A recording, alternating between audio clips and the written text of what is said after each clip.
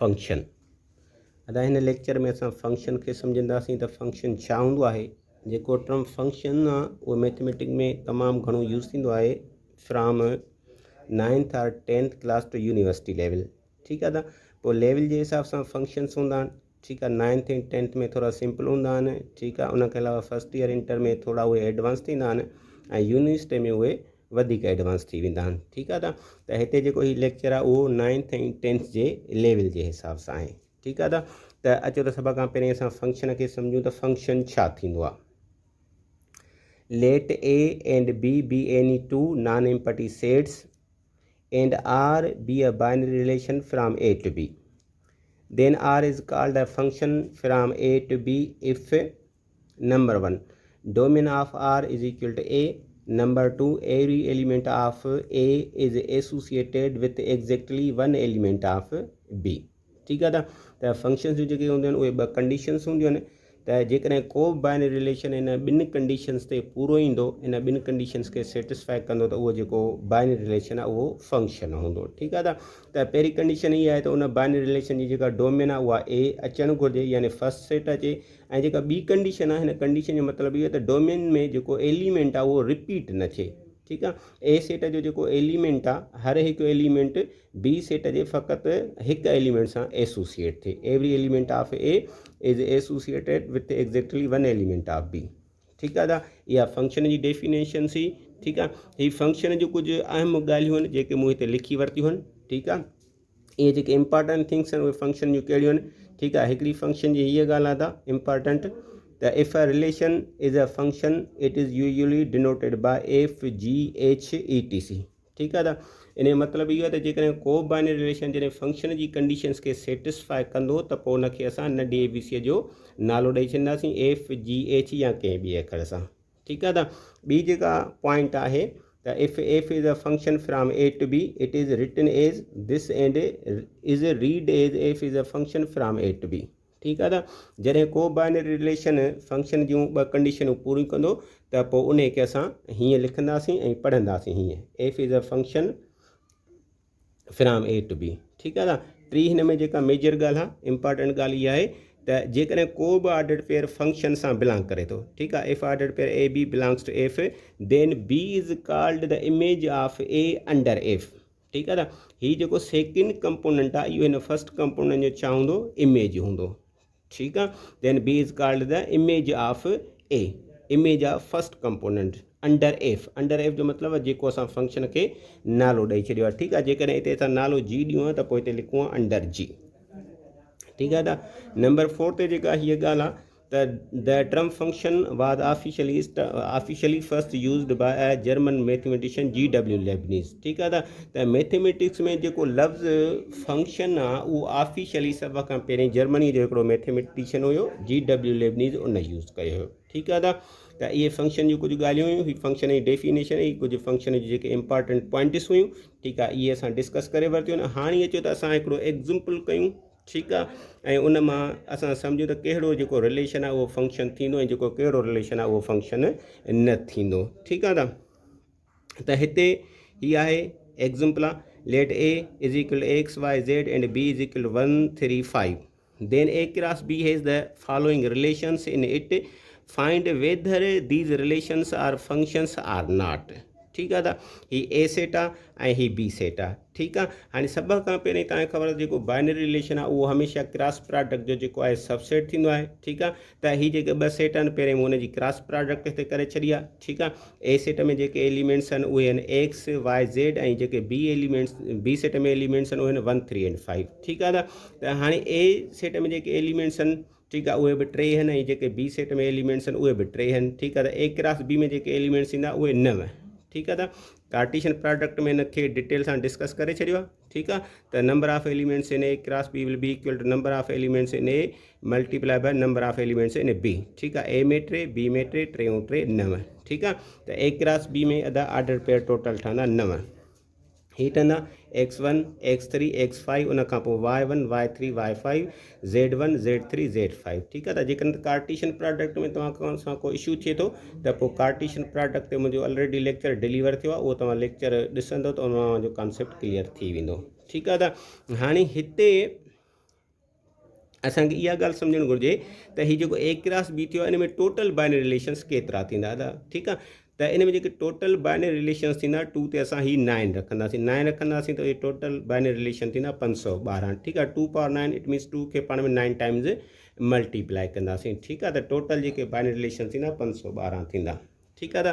त 512 जेके binary relation ज़ाहिरी ॻाल्हि आहे सभु त केरु कोन कढी सघंदो, तमामु घणा आहिनि, ठीकु आहे। त हाणे उहे जेके 512 बाइनरी रिलेशन्स आहिनि, मूं उन्हनि मां हिते जेके आहिनि 5 बाइनरी रिलेशन्स खयां आहिनि, ठीकु आहे। R1 R2 R3 R4 and 5, ठीकु आहे न। हाणे इहे जेके 5 बाइनरी रिलेशन्स आहिनि, इन्हनि खे असां चेक कंदासीं त आया इहे जेके बाइनरी रिलेशन्स आहिनि इहे फंक्शन्स आहिनि या फंक्शन्स न आहिनि, ठीकु आहे न। असां हिकु हिकु खे चेक था कयूं, ठीकु आहे। अदा हाणे हीउ जेको रिलेशन 1 आहे, ठीकु आहे, ऐं वंस अगेन इहो हिते लिखी थो वठां, रिलेशन 1, ठीकु आहे। त रिलेशन 1 आहे x1 x5 z1 and z5, z1 and z5, ठीकु आहे। त सभ खां पहिरीं हीउ जेको रिलेशन आहे R1, असां हिन जी डोमेन कढूं, ठीकु आहे। डोमेन ऑफ R1, ठीकु आहे। त हिन जी जेका डोमेन निकिरंदी उहा कहिड़ी निकिरंदी, अदा हिन जी डोमेन निकिरंदी x ऐं पोइ z, ठीकु आहे। त हीअ जेका डोमेन आहे उहा जेको हिन जो ए सेट हो, उन ए सेट जे इक्वल कान्हे का, इज़ नॉट इक्वल टू ए, ठीकु आहे। इट मीन्स हीउ जेको बाइनरी रिलेशन आहे इहो फर्स्ट कंडीशन खे ई पूरो कोन थो करे, इन जे करे हीउ जेको बाइनरी रिलेशन R1 आहे इहो फंक्शन न आहे। R1 is not a function, R1 is not a function, ठीकु आहे। ऐं हिते थोरो साइड में उहे सेट्स लिखी थो वठां, ठीकु आहे। ॿियो पन्नो खणूं था त थोरो माण्हू डिस्टर्ब थिए थो, ठीकु आहे।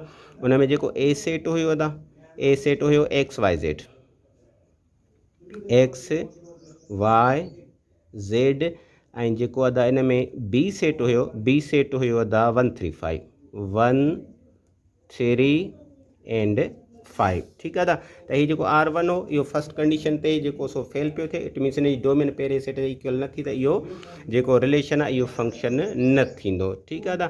हाणे जो रिलेशन 2 खे चेक कयूं, रिलेशन 2, ठीकु आहे। त रिलेशन 2 अदा कहिड़ो हुयो, रिलेशन 2 हो ही x1 y3 z1, x1 y3 z1 and z5, z1 and z5, ठीकु आहे। हिन जी सभ खां पहिरीं असां डोमेन कढी वठूं, डोमेन ऑफ R2, ठीकु आहे। त हिन जी जेका डोमेन पई निकिरे उहा पई निकिरे x y एंड z, ठीकु आहे। x y एंड z, ठीकु आहे। त हीअ फर्स्ट कंडीशन खे अदा सेटिस्फाई करे पियो, त हिन जी जेका डोमेन आहे उहा पहिरें सेट जे इक्वल अचे थी, ठीकु आहे। त अगरि को रिलेशन फर्स्ट कंडीशन खे सेटिस्फाई कंदो त हाणे असां हुन जी सेकेंड कंडीशन खे चेक कंदासीं। अदा सेकेंड कंडीशन इहा हूंदी आहे त ए जो जेको हर हिकु एलिमेंट आहे उहो बी सेट जे जस्ट 1 एलिमेंट सां एसोसिएट थिए, ठीकु आहे। त हिते असां हिन रिलेशन में ॾिसूं पिया त जेको ज़ेड आहे उहो मोर देन 1 एलिमेंट सां एसोसिएट थियो आहे, ठीकु आहे। हिते ज़ेड जी जेका एसोसिएशन 1 सां थी आहे ऐं ज़ेड जी जेका एसोसिएशन आहे उहा 5 सां थी आहे, ठीकु आहे। इन जे करे चवंदासीं त हीउ जेको रिलेशन आहे, रिलेशन नंबर 2, इहो बि फंक्शन न आहे, छाकाणि हीउ जेको फंक्शन जी कंडीशन नंबर 2 हूंदी आहे उनखे सेटिस्फाई नथो करे, ठीकु आहे। जेकॾहिं तव्हां इन जो ग्राफ कंदा रहो रिलेशन 2 जो, त अदा इन जो ग्राफ कीअं निकिरंदो, इन जो ग्राफ हीअं निकिरंदो, हिते ए सेट अदा ऐं हिते ही बी सेट, ठीकु आहे। ए सेट में एलिमेंट्स कहिड़ा आहिनि, एक्स वाई ज़ेड, ऐं हिन में एलिमेंट्स कहिड़ा आहिनि अदा 1 3 5, ठीकु आहे। एक्स एसोसिएट थियो आहे अदा 1 सां, वरी वाई एसोसिएट थियो आहे 3 सां, ऐं अदा ज़ेड एसोसिएट थियो आहे 1 सां, ऐं ज़ेड एसोसिएट थियो आहे 5 सां, ठीकु आहे। त हिन ग्राफ मां माण्हू ईज़ीअली ॾिसी सघे थो त हिते जेका ज़ेड जी एसोसिएशन थी आहे उहा बी जे 2 एलिमेंट्स सां थी आहे, ठीकु आहे। And according to second condition of function हिन ज़ेड जी जेका एसोसिएशन आहे उहा जस्ट बी जे 1 एलिमेंट सां थिए, ठीकु आहे। त हिते 2 एलिमेंट सां थी आहे, then we can say that R2 is not a function, ठीकु आहे, ठीकु आहे न। हाणे ॾिसो असां R3 खे था चेक करे वठूं, R3 ठीकु आहे। त ही R2 त फंक्शन कोन थियो, हिनखे लिखी वठूं R2 is not a function, छाकाणि इहो जेका फंक्शन जी सेकेंड कंडीशन आहे उनखे सेटिस्फाई नथो करे। ठीकु आहे। त हाणे असां R3 खे था चेक करे वठूं। ठीकु आहे। त R3 जेको आहे उहो आहे अदा X1 Y3 Z5 X1 Y3 Z5 ठीकु आहे। त हिन जी सभा खां पहिरीं असां डोमेन कढी वठूं, डोमेन ऑफ R3 ठीकु आहे। त हिन जी डोमेन जेका निकिरंदी उहा निकिरंदी X Y ऐं Z ठीकु आहे। जेका पहिरें सेट जे इक्वल अची वई अदा ठीकु आहे, is equal to A। It means हीअ जेको रिलेशन नंबर 3 आहे इहो फंक्शन जी कंडीशन नंबर 1 खे सेटिस्फाई करे थो। ठीकु आहे। अदा हाणे असां हिन जी कंडीशन जेका आहे 2 उन खे ॾिसंदासीं त आया हिन जी जेका डोमेन आहे उन में रिपीटेशन थिए पई या रिपीटेशन न पई थिए। ठीकु आहे। त हिन जी अदा डोमेन खे ॾिसो त डोमेन में रिपीटेशन बिल्कुलु न पई थिए, जेको X आहे जस्ट वन टाइम एसोसिएट थियो आहे, Y बि जस्ट वन टाइम एसोसिएट थियो आहे, ऐं जेको Z आहे उहो बि जस्ट वन टाइम एसोसिएट थियो आहे। ठीकु आहे। त हिन जो जेकॾहिं तव्हां हिते ग्राफ कढंदा, ग्राफ कढी था वठूं था ठीकु आहे। ही A आहे ऐं ही अदा B आहे। ठीकु आहे। त A जा एलिमेंट्स आहिनि X Y Z ऐं B जा एलिमेंट्स आहिनि 1 3 5 ठीकु आहे। त X एसोसिएट थियो आहे 1 सां, वरी Y एसोसिएट थियो आहे 3 सां, ऐं Z एसोसिएट थियो आहे 5 सां। ठीकु आहे। त हिते ॾिसो को बि जेको सेट A जो एलिमेंट आहे more than one time associate न थियो आहे। ठीकु आहे। ऐं हर हिकु एलिमेंट जी एसोसिएशन थी बि चुकी आहे, हिन मां को बि एलिमेंट माना अनएसोसिएटेड न हुजणु घुरिजे। ठीकु आहे। त हीउ जेको रिलेशन 3 आहे इहो फंक्शन जी ॿिन्ही कंडीशन्स खे पूरो करे पियो। Then we can say that R3 is a function.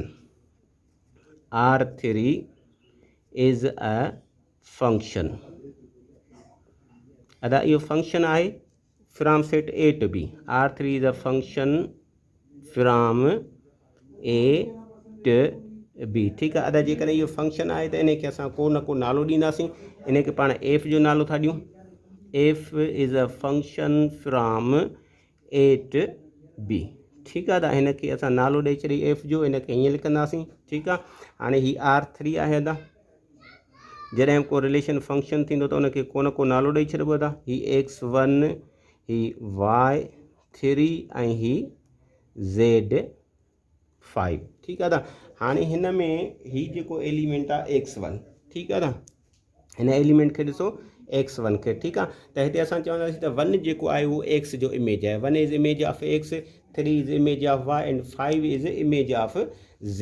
ठीकु आहे। If 1 is image of X then it is written as f of X is equal to 1 and f of Y is equal to 3 and f of Z is equal to 5। ठीकु आहे। त असां हिनखे चवंदासीं त 1 is image of X under F, 1 is image of X under F, 3 is image of Y, 3 is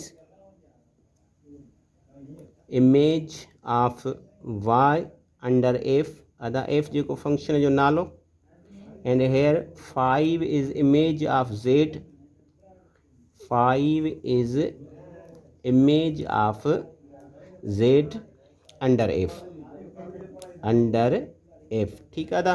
त हीउ जेको एग्ज़ाम्पल 3 आहे इहो थी वियो अदा। उन खां पोइ असां एग्ज़ाम्पल नंबर 4 खे ॾिसी वठूं, जेको रिलेशन नंबर 4 हो अदा, रिलेशन नंबर 4। ठीकु आहे। त रिलेशन नंबर 4 अदा हुयो X1 Y3 ऐं Z3, X1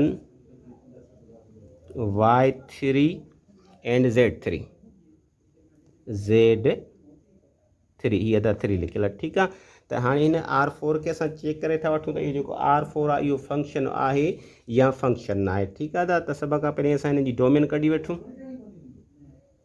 domain of R4। ठीकु आहे।